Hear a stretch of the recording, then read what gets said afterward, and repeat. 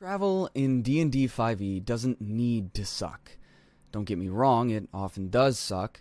It can easily lead to boring, terrible, no good, no fun, very bad sessions. But it doesn't have to suck.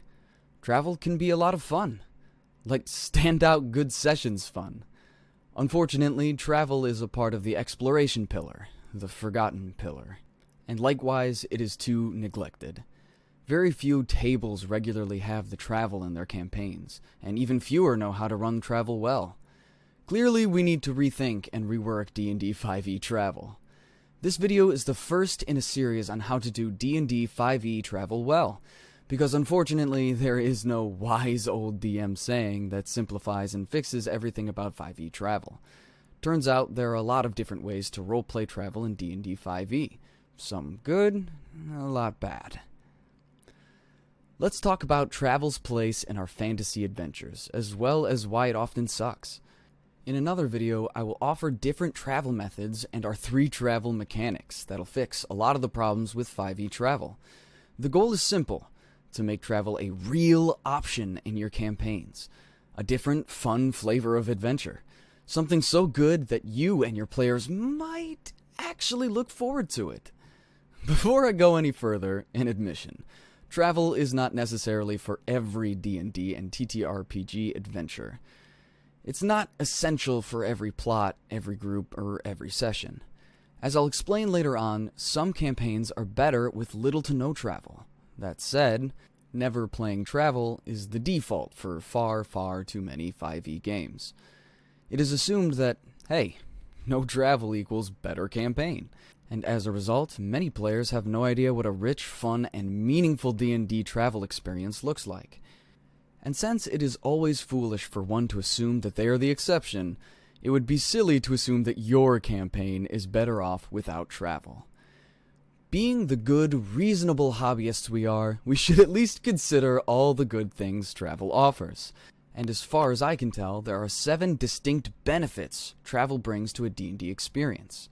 First, it's likely that unless your campaign takes place in a single city, your party is going to have to travel at some point. They gotta get from point A to point B. Likewise, the vast majority of stories involve a crossing the threshold, where the characters must leave the known world if they want to adventure.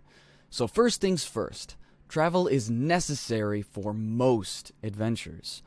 Secondly, on that same note, characters are not just crossing a threshold, but also experiencing the strange world on the other side. Great adventure movies, books, and video games usually feature distinct and interesting settings for the heroes to explore. In the same vein, when your players travel, they see different parts of your world. And I imagine you don't want all that world building to go to waste. But, and this is an important but, you should skip travel sessions and still adventure throughout the world. The DM could hand-wave travel and continue the journey. In that case, the question becomes, why should you actually spend real-world time playing travel encounters and sessions? Why would you need to play travel? Third, we'll start out with the obvious. Travel gives the world a sense of scale. Just like in a video game, the world feels bigger if you do not fast travel. Taking several sessions to travel from point A to point B communicates to the player that the world their characters find themselves in is a big-ass world. Which leads me to my 4th point. Travel helps the world come alive. Every town they pass is full of NPCs. Every forest has monsters. Every government has some backstabbing bastard, literally and figuratively, plotting revenge. After a few travel sessions, players will unconsciously understand that the world is full of stuff, and their imagination will fill a lot of the blanks. 5th, filling in the blanks is great, because for better or for worse, our brains usually imagine the worst.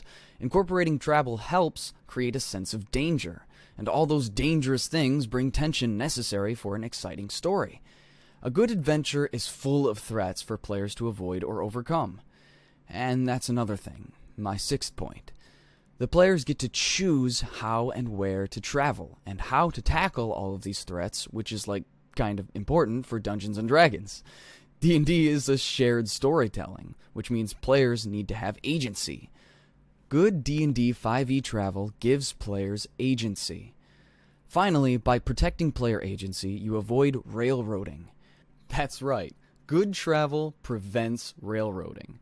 Whether it be a module or the DM's world, the threats are there, whether they fit with the plot or not. And when combined with rolls or random encounters, the DM's ability to railroad is greatly reduced. In summary, here's the awesome ways travel will help your D&D campaign. Travel is necessary for adventures. Travel allows characters to see the world. Travel gives the world a sense of scale. Travel helps the world come alive. Travel creates a sense of danger. Travel gives players agency. Travel prevents railroading. These are just some of the ways that travel can spice up your adventure. And the best part, it doesn't take anything away. The things that make D&D special, the fun combat, role-playing, and exploration that D&D players crave, can exist alongside travel.